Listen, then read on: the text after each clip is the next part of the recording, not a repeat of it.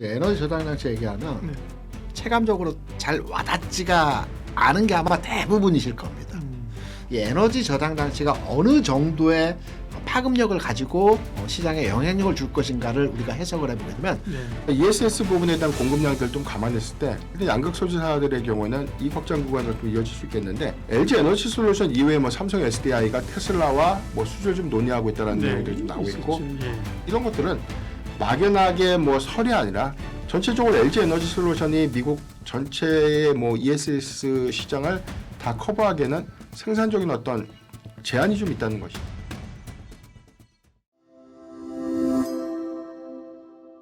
에너지 저장 장치 얘기하면 네. 실제적으로 눈으로 본 적도 없고 어떻게 생겼는지 체감적으로 잘 와닿지가 않은 게 아마 대부분이실 겁니다. 에너지 저장 장치를 제가 이렇게 풀어드릴게요. 네. 아직은 우리 시장에서 10% 수준에서의 매출 규모의 포지션을 차지하고 있어요. 예를 들어서 말씀드리면 에너지 저장 장치 LG 에너지 솔루션이 가장 선도 기업이기 때문에 연간 단위로 해서 올해 한 25조 원 정도 매출이 발생을 합니다. 그런데 이 중에 10%한 2조에 3조 정도, 대략 한 3조 정도가 ESS 쪽에서 매출이 발생하는 부분입니다. 내년에는 5조에서 6조고요. 내후년에는 8조 이상 차지한다라고 합니다. 그러니까 내후년이 되면 30% 이상의 포지션을 ESS 쪽에서 포지션을 차지할 것으로 판단이 되고 있는데요. 그러면 실생활이나 산업에서 이 에너지 저장 장치가 어느 정도의 파급력을 가지고 시장에 영향력을 줄 것인가를 우리가 해석을 해보게 되면 네. 단순하게 에너지 저장 장치를 통해서 우리가 그 전력 수요에 대해서 대비책으로 판단한다는 게 아니고요. 현실적으로 이제 체감이 되실 수 있게끔 숫자적으로 한번 설명을 드려볼게요. 앞으로 이제 전력 수요가 늘어난 것은 당연히 우리가 진행돼야 될 수순입니다. 전력을 공급하기 위해서 뭐 원전을 지을 수도 있고 화력을 지을 수도 있고 태양광을 지을 수도 있고 풍력을 지을 수도 있습니다.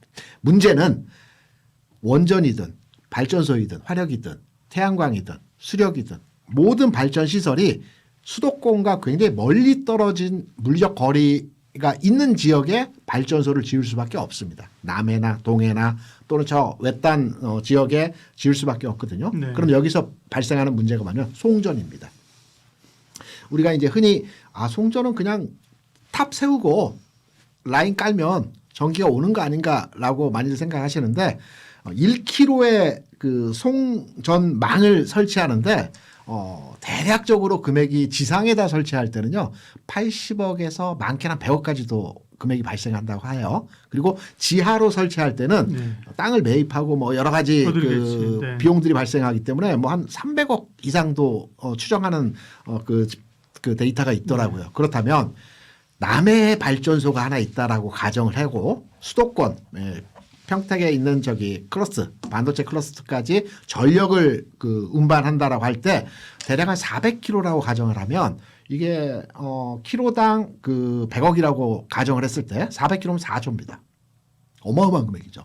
4조 금액이면 SMR 한 기 지을 수 있는 가격이기도 하거든요. 반면에 우리가 이제 에너지 저장 장치라고 하죠. 트럭에다 크게 실어가지고 매일 운반해서 그 실어 나르는 형태로 진행되어질 수 있는 이제 에너지 저장 장치를 통상 우리가 이제 원전 한 기가 생산하는 그 전력이 30만 명이 사용할 수 있는 전력량이라고 합니다.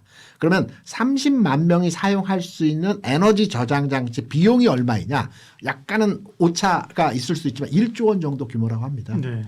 이전에 이제 2020년도 전후 시점에 삼성 SDI에서 일본에서 그 가정용 ESS 수주가 있었거든요. 이게 이제 30만 명 대체 물량으로 사용하는 에너지 저장 장치였는데 이 1조 원 규모였습니다. 그렇다고 한다면 앞서 말씀드린 것처럼 기존 송전망을 이용할 수도 있거나 새로운 송전망을 이용할 때 400km면 4조 원이 발생하는 반면에 에너지 저장 장치 시설을 이용해서 이거를 매일 운반해야 되는 문제도 있긴 하겠지만 이 부분이 비용적 감소 측면이 훨씬 더 유리하다라고 생각이 되기 때문에 앞으로 ESS는 단순하게 산업에서 가정에서 물리적 거리가 멀리 있는 외딴 지역 또는 뭐 이렇게 그 저기 소외된 지역에 사용하는 부분이라기보다는 실제 현실적으로 비용적 감소 측면이 강하기 때문에 이 부분이 시장에서 그 확대 재생산될 때는 ESS에 대한 가능성이 확장되고 2차 전지의 주가가 한 단계 도약할 수 있는 재료적 가치를 만들어낼 수 있다라고 해석이 되고 있기 때문에 단순하게 에너지 저장 장치의 해외 수주가 늘어나고 있고 이로 인해서 주가가 뭐 움직일 수 있다. 이런 내용보다도 현실적으로 이 부분이 시장에서 앞으로 전력과 관련된 내용으로 판단해 볼 수 있는 중요한 터닝 포인트의 이슈가 아닐까라고 생각을 합니다. 네. 제가 이제 30만 명이라는 숫자에 대한 부분도 말씀드린 가정용을 말씀드린 거고 네. AI도 마찬가지라고 생각을 합니다. 이제 반도체 클러스터에 SMR을 한 3기 정도 짓는다고 하는데요. 실제적으로 SMR이 상용화되기까지는 28년 이후에 이게 상용화될 가능성이 있다라는 측면이기 때문에 그 이전 단계라든가 초기 단계에서 흐름은 반도체 AI 대체 전력 수요에 대해서도 역시 ESS가 충당할 가능성이 굉장히 크다라는 측면을 판단해 보게 되면 아직은 우리나라에서 ESS에 작동이 되는 LFP 배터리와 관련해서는 상용화가 아직 전 단계입니다. 그래서 LFP 배터리와 관련된 종목들의 흐름들이 뭐 최근에 LNF가 제일 주가가 탄력적인 흐름들의 모습들을 보여줬는데요. 이와 관련된 종목들의 주가가 앞으로 시장 내에서 눈여겨볼 만한 흐름에서의 종목들이 아닐까라고 생각을 합니다. 아직까지는 네. 국내에서 LNF를 상용화할 수 있는 기업으로서는 뭐 LNF가 유일하다라고 생각하기 때문에 네. LNF가 탑픽으로 판단하고 있습니다. 예. 플러스에서 네. 이제 추가로의 그 보충 설명을 드리면 LNF의 주가도 좀 더 부각될 가능성이 있다라고 판단되고 있고요. 네. 에너지 저장 장치에 들어가는 여러 가지 부품에 대한 생산을 하는 기업들이 많이 있거든요. 이 부분에 대한 그 기업의 주가도 이제 새롭게 부각이 되어질 가능성이 높다라고 보고 있어요. 네. 예를 들어서 에너지 저장 장치 케이스를 이제 그 메탈로 만드는 케이스가 있고 플라스틱으로 만드는 케이스가 있는데요. 메탈로 만드는 케이스를 생산하는 기업은 이제 서진 시스템 같은 종목들은 이제 케이스 관련해서 부각될 여지가 있다라고도 해석이 되고 있습니다. 네.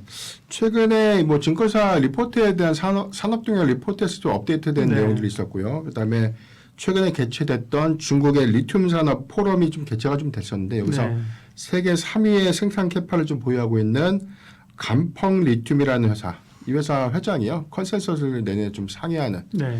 컨센서스를 좀 크게 상회하는 수요 증가에 대한 어떤 발언이 좀 있었습니다. 내용들 보면 대체적으로 이 리튬염에 대한 이 수요가 작년이죠. 그러니까 2025년도 대비해서 30에서 40%가 이제 내년에 좀 증가될 수 있다라고 좀 전망을 좀 했고요. 이 부분은 탄산 리튬의 가격이 현재보다 약 2배 이상 정도 상회할 것이다라는 전망이 좀 나오고 있는데 지금 뭐 키로당 한 150위안에서 한 200위안 정도에 대한 제시폭이 좀 나왔기 때문에 일단 우리가 지난달 기준에서 보면 리튬 가격이 한 70위안에서 85위안 중후반까지 한 87위안까지 좀 상승을 했다가 다시금 82위안 초반까지 좀 떨어졌습니다. 그런데 이 구간에서 내년도 한 150위안에서 200위안 정도라고 보면 심리적인 리튬 가격의 저항선인 95위안을 충분히 좀 상회하면서 정말 200위안 정도에 대한 흐름들이 확정이 좀 돼준다면 네.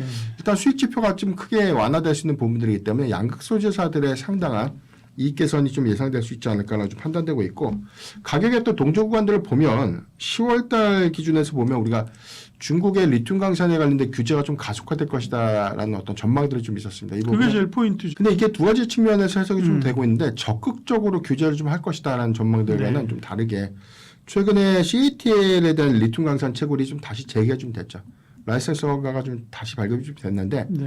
뭐 전체적인 어떤 매장량 채굴량들에 대한 변화가 CATL이 뭐 독보적으로 좀 많은 양을 좀 커버한다라고 좀 보기는 어렵지만 그럼에도 불구하고 이런 부분들 때문에 리튬 가격이 한 88위안까지 좀 올랐던 가격이 다시금 뭐 70위안대 후반까지 좀 떨어졌던 계기가 좀 됐습니다. 근데 최근에 어떤 상승폭들은 오히려 이 내년도에 대한 수요 전망치에 대한 어떤 예상치 상회 부분들 이 부분은 전략적으로 중국 안에서에 대한 이 리튬 채굴에 대한 어떤 이 양을 좀 다시금 뭐 증산시키기보다는 약간 감산 체제로 좀 전환하면서 자체적으로 어떤 공급을 타이트하게 좀 가져갈 수 있지 않을까라는 어떤 기대감들이 반영이 좀 되고 있다라고 좀 볼 수가 있고 이런 발언들이 최근에 1월 선물 리튬 가격에 대해서 키로당 94.82원까지 좀 상승을 했습니다. 그러니까 수치상으로 보면은 뭐 작년 6월 대비해서 뭐 최고치를 좀 경신한 것이기 때문에 심리적인 저항선이었던 뭐 95위안까지를